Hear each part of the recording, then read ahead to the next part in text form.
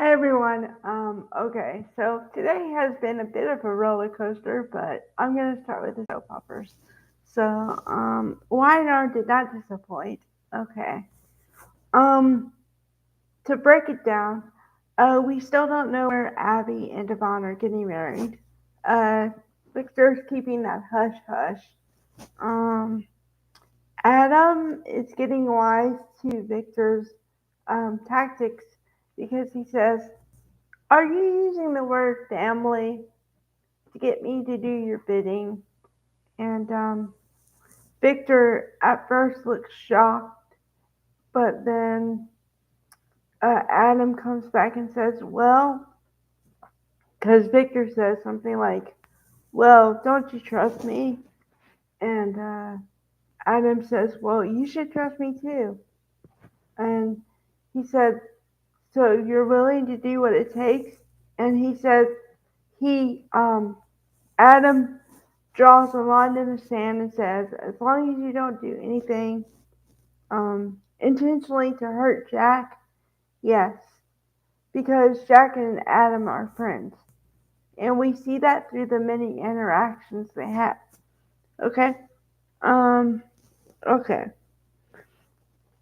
So keeping along with Adam for a minute, Adam and Sally had a run-in, and it was the awkward, probably the first run-in after they become exes.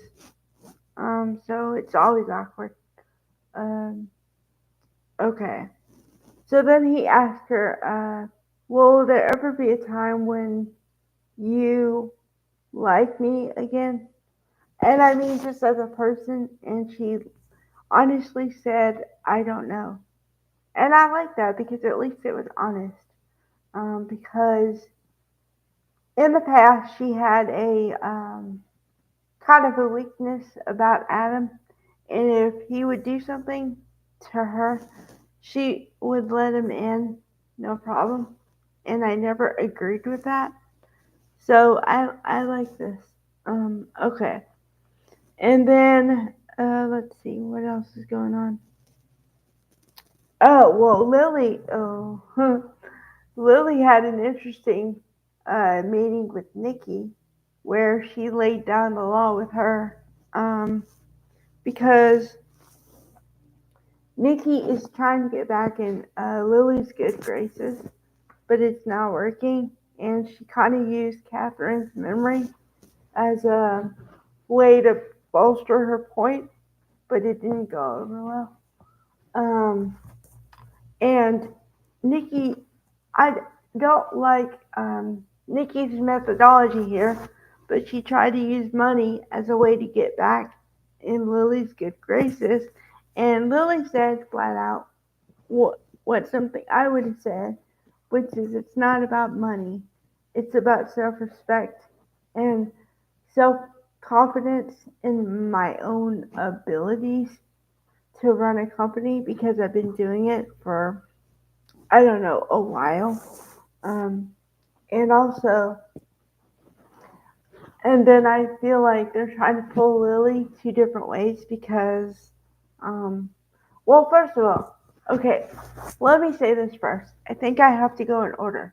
Okay, I don't believe Nikki and Victor as for when they say, you know, well, we have your best intentions. No, I don't believe that. I believe that sometimes your family has your best intentions, although I say sometimes because your family members can throw you under the bus just as much as somebody else that you're not blood related to. So you gotta take everything with caution. Um, I don't know, and I kind of don't like how Devon is trying to give Lily the hard sell. I don't understand why. Theoretically, I understand, but then I also understand Lily's thought process, where she doesn't feel like her own family members believe in her ability to do things on her own. So I don't agree with that, if that makes sense. Um, Okay. So, okay, to wrap up the Abby Devon thing, um, Abby still doesn't know where she's getting married. Victor wants to keep it really secret, and she's saying just for like, what kind of dress should I wear? What kind of shoes should I wear? He's not giving anything. Um, so Devon has a plan. Devon is gonna say what he feels about Lily and how Victor's been treating Lily, but he's gonna wait until after the wedding. So that's at least a plan. Apparently, this Amy Lou character is gonna show up on the soap opera sometime soon. Amy Lou wants to talk to Nate, but I don't know why. So that's another thing, another hole I'm gonna have to fill because I have some theories, but nothing concrete yet. So I don't want to say anything yet. As far as that goes. Okay. So the one development I do like is I I really like it actually because I have been a pretty open and pretty loud supporter of both Sally and Billy moving on from their respective partners because Sally is a cool chick. Okay, anybody who gets her is lucky because she's smart, savvy, beautiful, and fun. And those are just the four top attributes I could think of at this moment. She's a lot more than that. Um, and Billy is cool too. Billy is what I'd say a normal, average guy. But it's good because what I'm saying is, um, you know, to me there are two kinds of guys out there. The kind of guy who is is what he says he is and that kind of thing. All right. But those are very, very rare. Okay? More than likely for the female population, you're going to meet the person who acts like they are a bunch of things. They'll give you a list of like, I'm like this and that and the other thing. Okay? And then it comes out that they're nothing like what they said. That happens a lot. And if someone is flawed, and let's be honest, we're all human beings, okay? So we're flawed.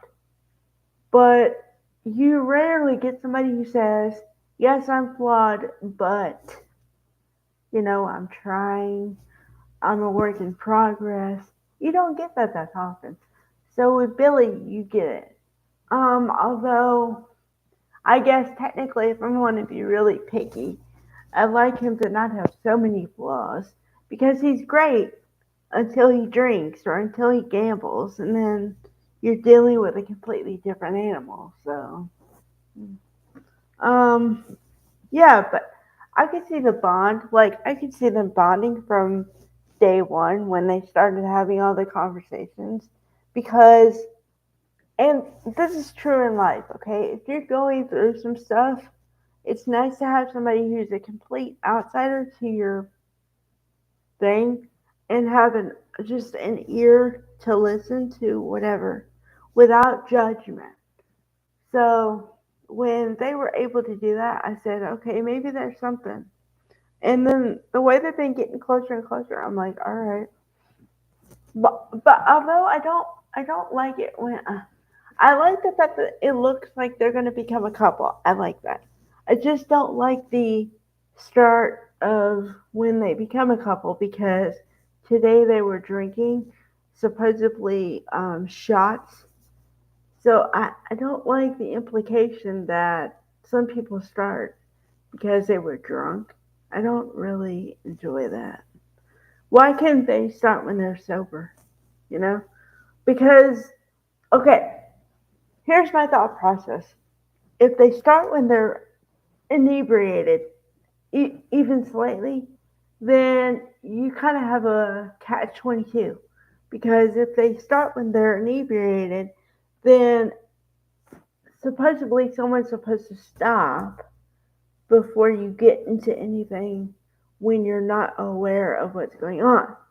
Okay?